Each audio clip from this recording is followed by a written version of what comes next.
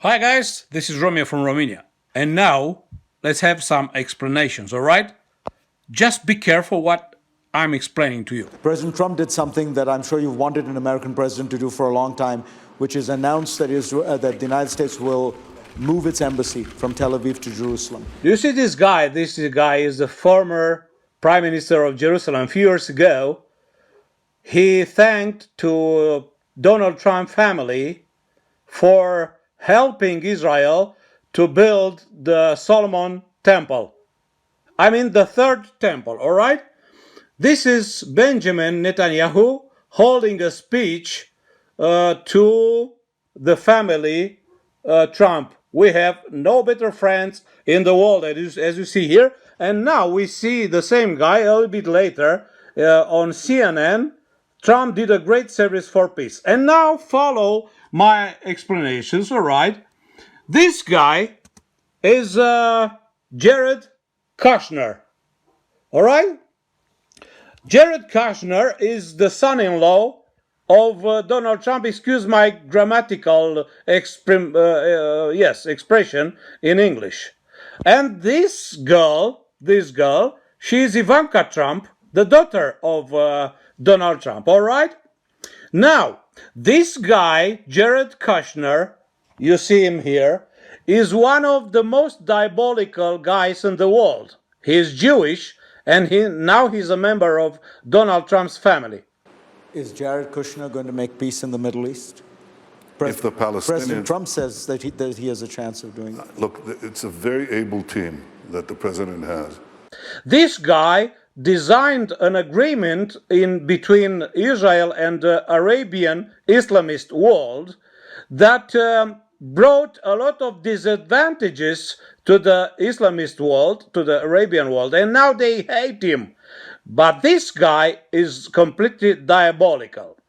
And now we have to answer the question, why in front of Benjamin Netanyahu at the third temple in Israel were invited Jared Kushner and Ivanka Trump as a representative of Trump family. I tell you why. Because this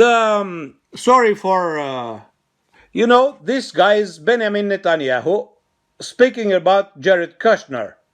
Probably Marcel will use some fragments from this interview on CNN at the World Economic Forum. Can you see? Yes, Benjamin Netanyahu sitting on a chair at the World Economic Forum. Now, guys. And denying the simple fact that Israel's capital is Jerusalem pushes peace backward by creating an illusion, fantasy. Can't build peace on fantasy. You can have a vision, but it has to be grounded in reality. So a number of Palestinians have reacted to the Trump administration's decision by saying it appears that Benjamin Netanyahu is essentially signaling the end of the two-state solution. We should now move to a one-state solution. What we now ask for, since we will never have our own state with our own capital, what we ask for is political rights, since we live under Israeli sovereignty. Sai Barakat said that. Hanan Ashrawi said that. Is that a possible consequence of this, that the Palestinians will move to asking for a one-state solution? I think it's a complete distortion. I don't think they really mean it. I think they want to govern themselves, which is, I don't have any problem with that. I'll tell you what my position is. It's a simple one. I haven't changed it, by the way. From the day I gave the Bar Ilan speech, the principles have always been the same. The Palestinians should have all the powers to govern themselves, but none of the powers to threaten us. Here's my explanation, and sorry for the shooting.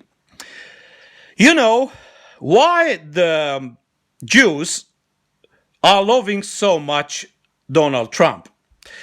When they made the preliminary opening of the third temple, they built a coin with two sides, and one side has the Donald Trump's face with King Cyrus. King Cyrus is a historical figure in Israel history. So please, my guys, understand that they are waiting in the Solomon temple, I mean in the third temple, they are waiting for Antichrist. Yes. And they needed help to finish building Solomon temple, because there are prophecies saying that when the temple is ready, Antichrist will be put in the chair. All right? And I think this will be more clear. All right? But right now, the issues are under construction in the Jewish attempt to consolidate the position for building of the Temple Mount by demolishing Al-Qasa Mosque, which is at distance of the Dome of the Rock, aided by abetted, I don't know, by Christian Zionists. Anyway. Which means that in any political arrangement, Israel must retain the overriding security control in the tiny area west of the Jordan, from the Jordan to the Mediterranean, because otherwise you'll have Daesh, ISIS come in, or Hamas come in, which means Iran, and that's the end of peace. That's the end of the Palestinian Authority. It's the end of, could be a perceptible, a powerful threat to the survival of Israel. So I never make mince words about that. Israel will retain the overriding security control. But other than that, the Palestinians will be free to govern themselves. And I don't think there's any problem with that. These guys, the Jews, Israelis,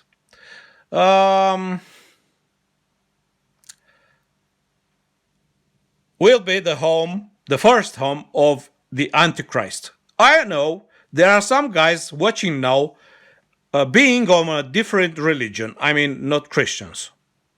And they don't know why we're speaking about Antichrist. Because we know, because we're speaking about why we know. We don't speak about what we don't know, all right? So, Jews who hate Jesus Christ, I mean, they say, oh, that deceiver, he died on the cross. They practically are expecting coming their Messiah, but in fact it is Antichrist. Anyway, and they invited Ivanka Trump and her husband Jared Kushner just to avoid inviting Donald Trump, just to keep some kind of a silence, just to keep discretion on this connection, on this link between Donald Trump and rebuilding the third temple for calling Antichrist.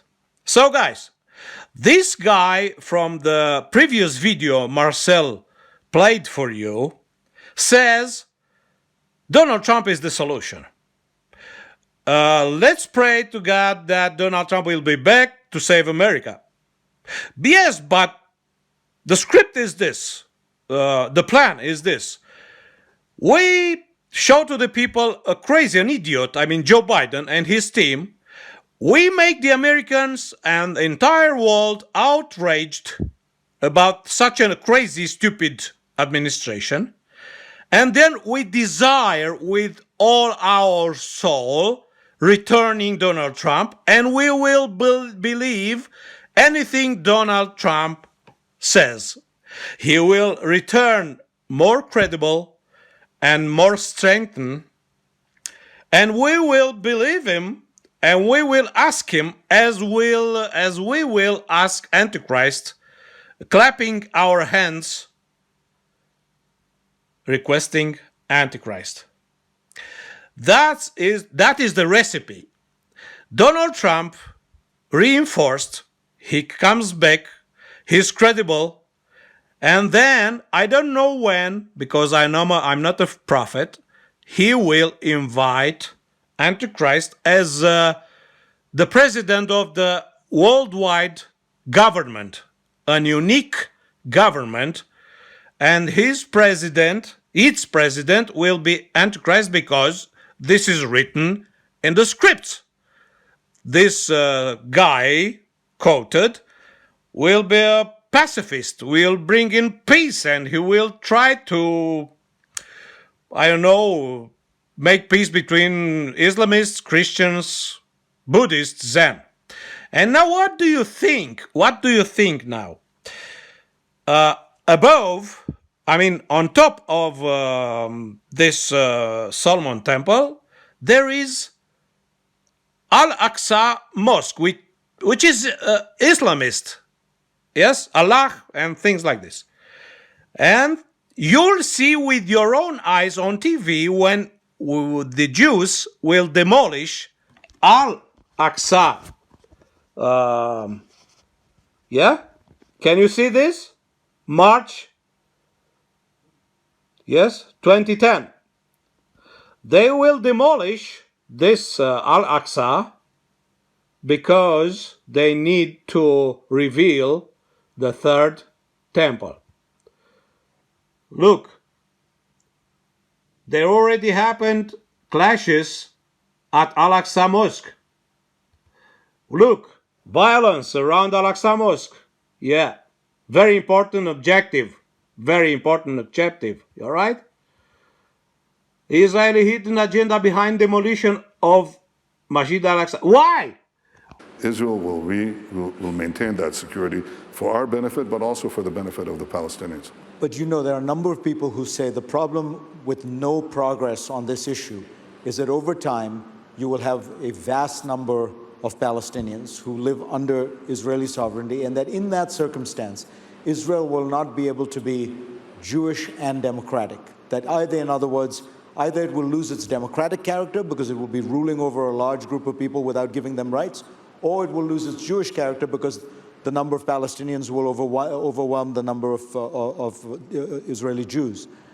Do you buy that trade-off? I think there's a third option. I don't think that we necessarily, I don't want to annex the Palestinians as citizens of Israel, and I don't want to have them as our subjects.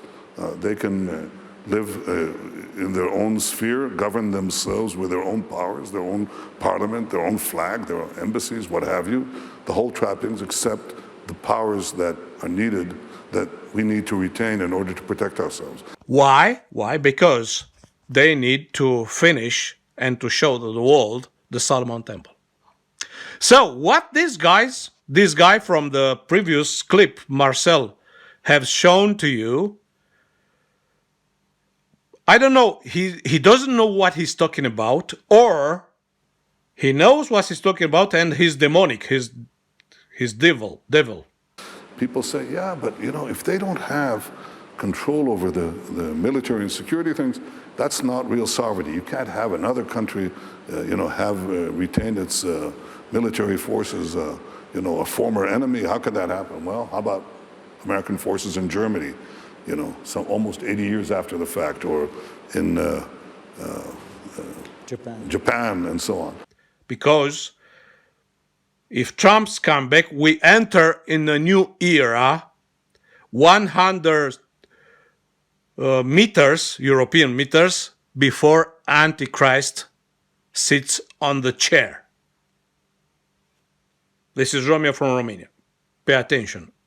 Yes, it starts with a common concern with a common enemy, which is radical Islam, either of the radical Sunnis, Daesh, before that Al-Qaeda, which Israel fights and has prevented, by the way, dozens of major terrorist attacks, not only in the Middle East, but throughout the world, and saved the lives of many, many citizens, because our intel is second to none.